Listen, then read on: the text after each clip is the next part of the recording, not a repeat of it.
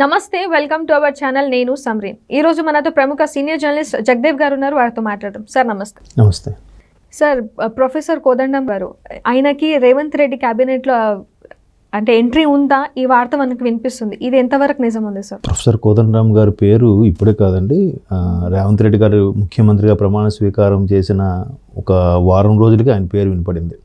ఎందుకంటే తెలంగాణ ఉద్యమంలో ఎవరెవరైతే కీలకంగా పనిచేశారో, ఎవరెవరైతే వాళ్ళ పర్సనల్ లైఫ్ కూడా త్యాగం చేసి ఉద్యమం కోసం పాటుపడి తెలంగాణ సాధించుకునే దిశగా ప్రయాణం చేశారో వాళ్ళందరికీ కూడా పెద్దపీట వేయడానికి రేవంత్ రెడ్డి సిద్ధంగా ఉన్నారని గతంలో చాలాసార్లు చెప్పారు. అంటే ఎందుకు అని అంటే రేవంత్ రెడ్డి గారు మొదటి నుంచి కూడా చెప్పేది ఒకటే, నేను మొదటి నుంచి నా మీద ఉండే ఎలిగేషన్ ఏంటంటే నేను ఉద్యమంలో అంతగా పార్టిసిపేట్ చేయలేదు, నేను సరిగ్గా చేయలేదని చెప్పి ఈ టీఆర్ఎస్ బీఆర్ఎస్ వాళ్ళు నా మీద దుమ్మెత్తిపోశారు. సరే, నేను చేశానో లేదో విషయం పక్కన పెట్టండి, బట్ ఎవరెవరైతే ఉద్యమంలో చేశారో వాళ్ళందరికీ ఎంతవరకు మీకు ఛాన్స్ ఇచ్చారు? మీ క్యాబినెట్లో కానీ మీ ఎమ్మెల్యేల్లో ఉద్యమంలో బాగా అగ్రెసివ్గా చేసిన వాళ్ళు ఎంతమంది ఎమ్మెల్యేలుగా ఉన్నారు చెప్పండి అని ఈయన క్వశ్చన్ చేయడం చాలా అయింది. దానికి అనుగుణంగానే ఈయన కూడా ఎవరెవరైతే ఉద్యమంలో కీలకంగా ఉన్నారో, ఎవరెవరినైతే గత ప్రభుత్వం సరిగ్గా పట్టించుకోలేదో వాళ్ళకి మంచి స్థానం ఇవ్వాలని రేవంత్ రెడ్డి గారు డిసైడ్ అయినట్టు కూడా చాలా వార్తలు చూసాం. అయితే ఇప్పుడు దానికి ప్రొఫెసర్ కోదండరామ్ గారు రేవంత్ రెడ్డి గారి ప్రభుత్వంలో ఒక మంచి క్యాబినెట్లో ఒక మంచి శాఖలో రాబోతున్నారన్నట్టు కూడా వార్తలు వచ్చాయి. అయితే ప్రొఫెసర్ కోదండరామ్ గారు ఎట్లాగూ పోటీ చేయలేదు కాబట్టి ఎమ్మెల్సీగా చేసైనా ఆయన్ని మంత్రి చేయాలని ఒక ఆలోచన.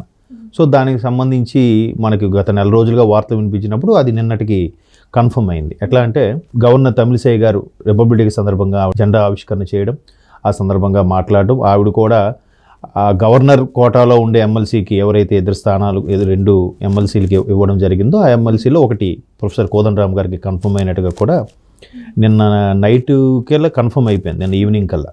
సో రేవంత్ రెడ్డి గారు సిఫార్సు చేయడం వల్ల గవర్నర్ తమిళిసై గారు కూడా నో చెప్పకుండా ఆయనకి ఓకే చెప్పడం, ప్రొఫెసర్ కోదండరామ్ గారిని ఇప్పుడు ఎమ్మెల్సీగా చేశారు కాబట్టి ఏదైనా ఎమ్మెల్సీ ఆర్ ఎమ్మెల్యే ఏదో ఒక అర్హత ఉండాలి మంత్రిగా ఉండాలంటే. సో ఇప్పుడు ఎమ్మెల్సీగా చేశారు, మరి క్యాబినెట్లోకి తీసుకురావడం ఎలా, ఇటువంటిది ఇస్తే బాగుంటుంది అనేది కూడా ఒక క్వశ్చన్ మార్క్. అయితే చాలామంది గతంలో ఏమైనా ఆలోచించారంటే విద్యాశాఖ కానీ అట్లా అంటే ఎడ్యుకేషన్కి సంబంధించి కానీ జాబ్స్కి రిలేటెడ్గా ఏదైనా ఉండేది అయితే బాగుంటుంది అనే ఉద్దేశంలో ప్రొఫెసర్ కోదండరామ్ గారికి సిఫారసు చేయడం జరిగింది. ఇప్పుడు కాదు, ఆయన క్యాన్వాసింగ్కి వెళ్ళినప్పుడు కూడా రేవంత్ రెడ్డి గారు కోదండరామ్ గారిని కలవడం, మా ప్రభుత్వం వచ్చాక మీరు ఖచ్చితంగా మీరు మాకు సేవలు అందించాలని రిక్వెస్ట్ చేస్తే కోదండరామ్ గారు సెకండ్ థాట్ లేకుండా ఒప్పుకున్నారన్నట్టు కూడా గతంలో వార్తలు మనం చూసాం. సో ఎప్పుడైతే ఎమ్మెల్సీగా అన్నారో కోదండరామ్ గారు కూడా నో చెప్పలేదు. సో ఇప్పుడు ఎమ్మెల్సీగా అయిపోతున్నారు. నెక్స్ట్ ప్రమాణ స్వీకారం ఉంటుంది. ప్రమాణ స్వీకారం అయిన తర్వాత మ్యాక్సిమం విద్యాశాఖ కేటాయిస్తారని అంటున్నారు.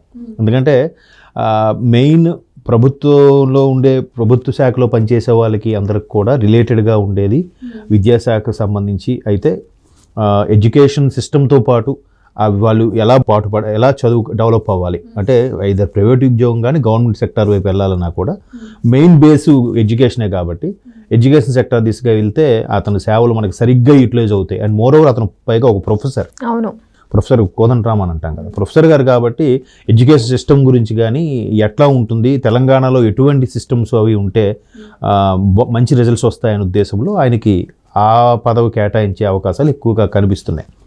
కాకపోతే వీళ్ళు విమర్శలు చేసేవాళ్ళు చేస్తూనే ఉంటారు, చాలామంది చాలా రకాలుగా మాట్లాడినా కూడా కోదండరామ్ గారికి ఇప్పుడు ఈ స్థానం ఇవ్వడం అనేది నిజంగా తెలంగాణ సమాజం మాత్రం చాలా హర్షధ్వానాలు వ్యక్తం చేస్తుంది. ఎందుకంటే ఉద్యమంలో జేఏసీ చైర్మన్గా ఉన్నారు, joint action committee, Telangana joint action committee చైర్మన్గా ప్రొఫెసర్ కోదండరామ్ గారు ఉండేవారు.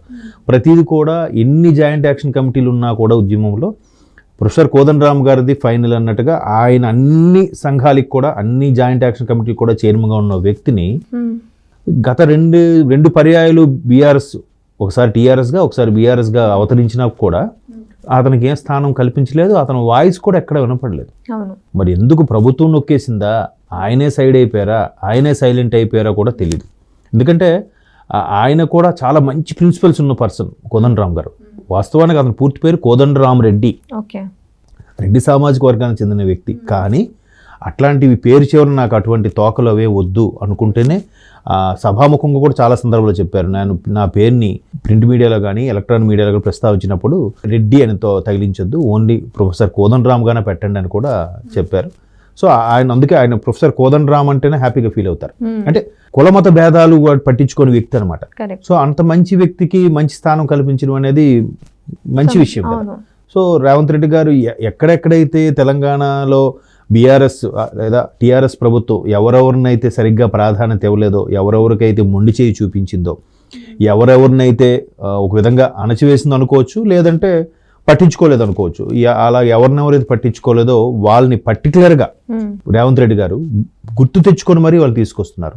అలాగే తెలంగాణ ఉద్యమంలో ఆవిడెవరు డిఎస్పీ నళిని గారు కూడా ఇలాగే లాఠీచార్జ్ చేయాల్సి వస్తే, ఏ తెలంగాణ కోసం అయితే పాటుపడుతున్నానో ఆ తెలంగాణ కోసం పాటుపడే వ్యక్తి మీద నేను లాఠీచార్జ్ చేయలేను, అవసరం అనుకుంటే నా జాబ్ రిజైన్ చేస్తా అని చెప్పి అప్పుడే ఆవిడ రిజైన్ చేశారు.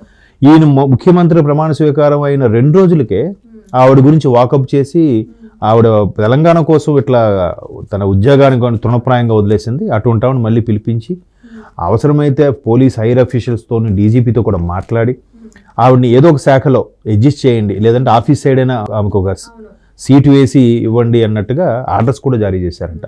దానిపై పోలీసులు సార్ ఆవిడ ఇట్లా ఆల్మోస్ట్ ఆల్ 10 years బ్రేక్ వచ్చింది జాబు రిజైన్ చేసిన తర్వాత, ఇప్పుడు మళ్ళీ ఆవిడకి సర్వీస్ ఇవన్నీ చేయడం అంటే సర్వీస్లో కూడా చాలా ప్రాబ్లం అవుతుంది అన్నా కూడా రేవంత్ రెడ్డి గారు అవేం పట్టించుకోలేదు. నాకు అవేం కాదు, మీరు ఏదో ఒక శాఖలో ఆవిడకి అడ్జస్ట్ చేయాలని. అంటే నిజంగా తెలంగాణ ఉద్యమంలో ఎంతవరకు ఆయన ఉన్నాడు, ఉద్యమం ఎంతవరకు ముందుకు తీసుకెళ్లాడనే విషయం పక్కన పెడితే, ఇట్లా గుర్తు పెట్టుకొని ఒక నళిని గారు లాంటి వాళ్ళకి కానీ, ప్రొఫెసర్ కోదండరామ్ గారు లాంటి వాళ్ళకి కానీ పిలిచి మరీ అవకాశం ఇచ్చి సముచిత స్థానం కల్పించడం అనేది ఇది కదా అసలు తెలంగాణ.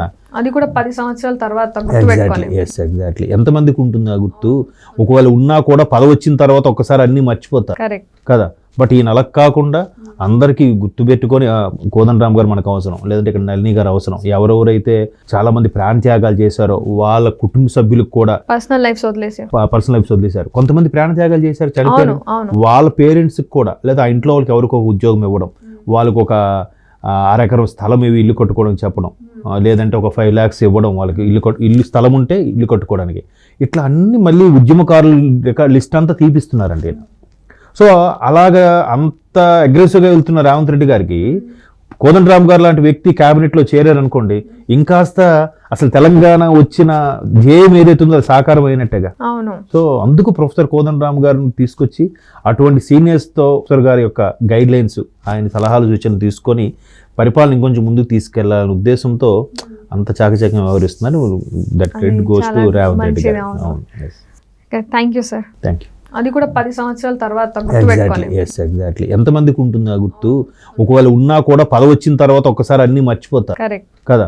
బట్ ఈయన అలా కాకుండా అందరికీ గుర్తు పెట్టుకొని కోదండరామ్ గారు మనకు అవసరం, లేదంటే ఇక్కడ నళిని గారు అవసరం, ఎవరెవరైతే చాలా మంది ప్రాణ త్యాగాలు చేశారో వాళ్ళ కుటుంబ సభ్యులకు కూడా పర్సనల్ లైఫ్స్ వదిలేశారు. కొంతమంది ప్రాణ త్యాగాలు చేశారు, చనిపోయారు.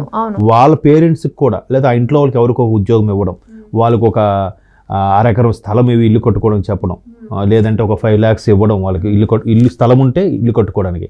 ఇట్లా అన్ని మళ్ళీ ఉద్యమకారుల లిస్ట్ అంతా తీపిస్తున్నారండి.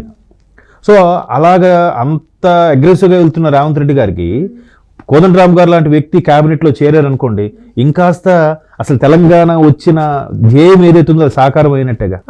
సో అందుకు ప్రొఫెసర్ కోదండరామ్ గారిని తీసుకొచ్చి అటువంటి సీనియర్స్తో ప్రొఫెసర్ గారి యొక్క గైడ్ లైన్స్, ఆయన సలహాలు సూచనలు తీసుకొని